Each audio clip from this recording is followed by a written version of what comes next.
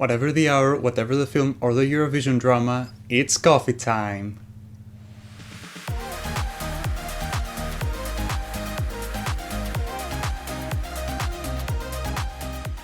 This is Emmanuel calling from Coffee Break, where we take a break and discuss about films, Eurovision and much more. Grab yourself a mug of hot tea or coffee, take a sip, and let's dive into this. Let's talk about the best movies of 2025.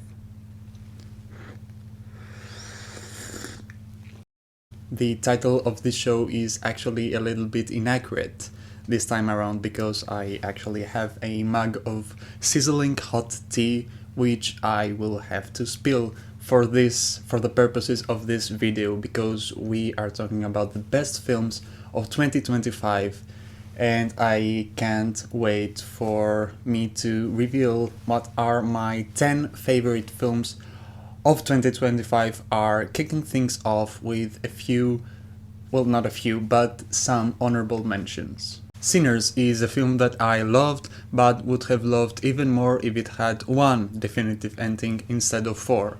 Mickey 17 almost made the cut. Mark Ruffalo should have been in contention for an Oscar nomination for Best Supporting Actor. Weapons is also a film that almost made the final cut. Amy Madigan gives a memorable, scene-stealing performance in this. After the Hunt, Julia Roberts and Andrew Garfield are brilliant in this, and Trent Reznor and Atticus Ross deliver another tasteful score in this excellent, while divisive, Luca Guadagnino film. It Was Just an Accident, The Phoenician Scheme. Black Phone 2 was an excellent sequel that gave me one of the most effective horror viewings and had me welling up in the end. Incredible performances and another cool musical score. The Running Man. F1 had some awe-inspiring visuals and Brad Pitt is serving telegenic realness. The Long Walk, a film that exuded emotional heft. Incredible performances from Cooper Hoffman and David Johnson. Mark Hamill is a hoot as the villain. Nouvelle Vague, one of the two Richard Linklater films that we had in 2025. I didn't get to see Blue Moon, but this film swept along. Beautiful directing and period detail, Richard Linklater nailed it with this one. Guillermo del Toro's Frankenstein. Sentimental Value, a beautiful meditation on familial relations with excellent performances. My Undesirable Friend Part 1, Last Air Moscow, a stunning documentary about historical repetition, a direct and complex dive into current political topics. If the 5-hour runtime doesn't seem impossible to pull off, this film is a must-see. The Conjuring Last Rites. Sorry Baby was an excellent debut film from Eva Victor. Relay. And Wake Up Dead Man, a Knives Out mystery. Rian Johnson cooked with this one. Look out for a committed Joss O'Connor performance and a notable supporting turn from Glenn Close. And of course, Daniel Craig is a hoot in this excellent film. I had a ball with it.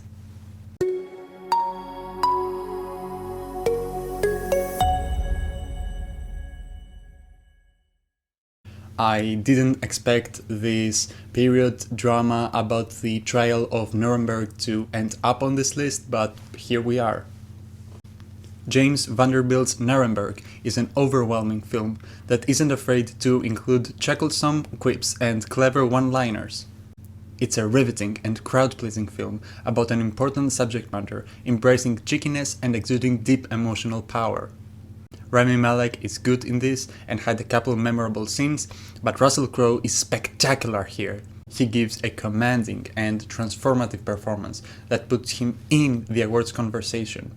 And Leo Woodall is brilliant in a supporting role, delivering a stunning monologue that had me welling up.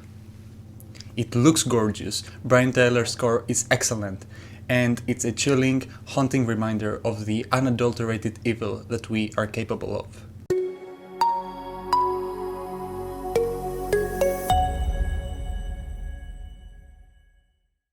If this were made in the 90s, it would be considered a film that is too good to be made in 2025. She Rides Shotgun is a film best experienced if approached with as little information as possible. Taron Egerton looks good and acts well, but Anna Sophia Higger gives a terrific, standout child performance that floored me. This film also has an action scene, a shootout that leads to a vehicular chase that was so deft and brilliant. It reminded me of Nicolas Winding Refn's directing in Drive, which those who know me are aware that I consider that film to be an all-timer. But make no mistake, this is not an action film. It's a dramatic thriller with an emotional hook, a total crowd pleaser. Don't miss out on this one.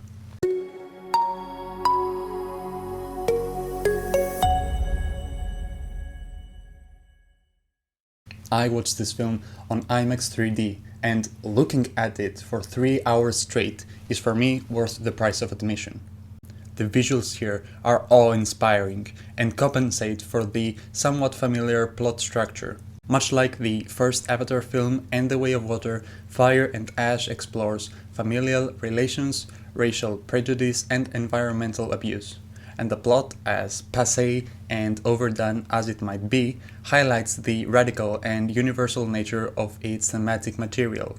Not to mention the impeccable production design and sound editing, the action having me white-knuckled. And the visual effects are of course state-of-the-art. It's stunning, and James Cameron nailed it with this one, third time in a row.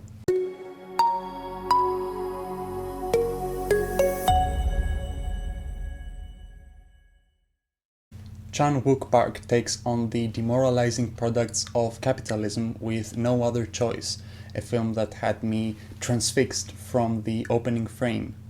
Lee Byung-hun is terrific here. He gives such a multifaceted and gripping performance that delves deep into the intellect of this character. And Chan-wook Park's directing is stunning, straddling multiple genres and balancing a number of tones with seamlessness. The editing is immaculate, the cuts in this film stun, and this film isn't afraid to alleviate the confrontational and vitriolic societal examination with dark humor. The arthouse flourishes are enough to get cinephiles hard, but don't substitute cohesion and a firm destination.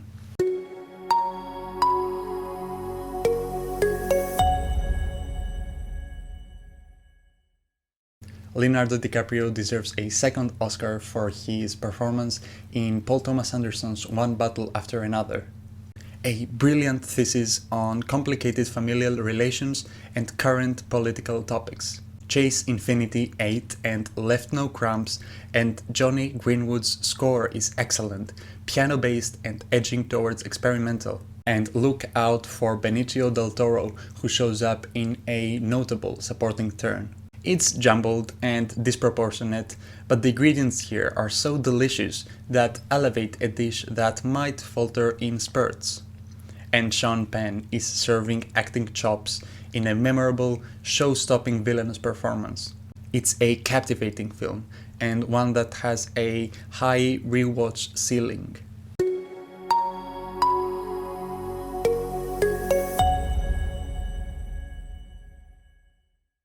This is a film that might bore some, but I had a major emotional response to it.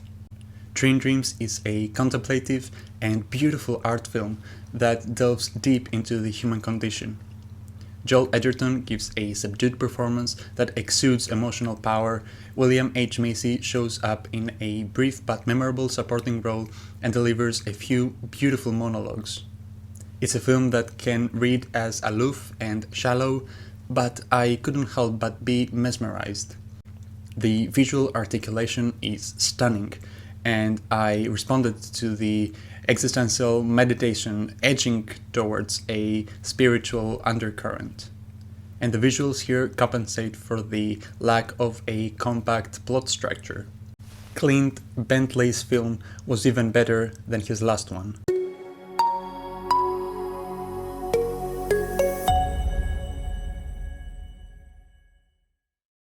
Cynthia Erivo and Ariana Grande give spectacular performances in this enthralling musical for the ages. The musical numbers are terrific, but it's the emotional heft and the thematic depth that this film exuded that made Wicked for Good such a stunning film. And Jonathan Bailey is excellent in a supporting role. It's a compelling and mesmerizing film that highlights the essence of fiction, bring up and allegorize current societal and political topics. Not to mention the impeccable production design, musical score, and costume design. This film is spellbinding, and the divisive and vitriolic reaction that it received is indecipherable to me. Watch this on the biggest screen possible.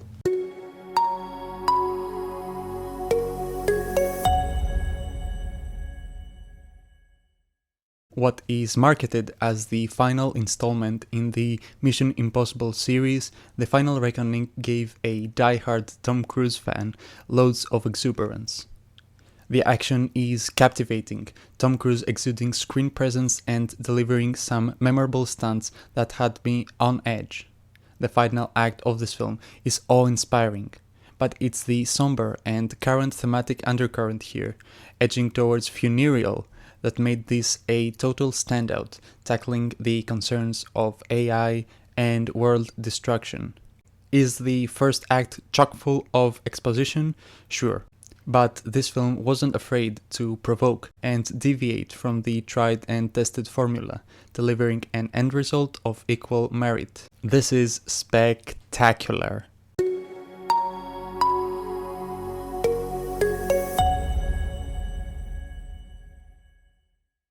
Hamnet is about Agnes and William Shakespeare, who mourn the loss of their son, serving as a meditation on grief and loss, as well as a testament to the healing assets of the creative process. If there was an Oscar for Best Child Performance, Jacoby Jupe would get it. His work as the titular character is some of the most stunning I've seen from a child actor. But Paul Mescal as William Shakespeare and Jessie Buckley in particular as his wife Agnes are mesmerizing, captivating. Emily Watson is also excellent and there is loads of emotional heft in this, a couple of scenes that left me speechless. Max Richter's score is also brilliant, top-notch production design and period detail. Chloe Zhao's film is a brilliant tearjerker for the ages.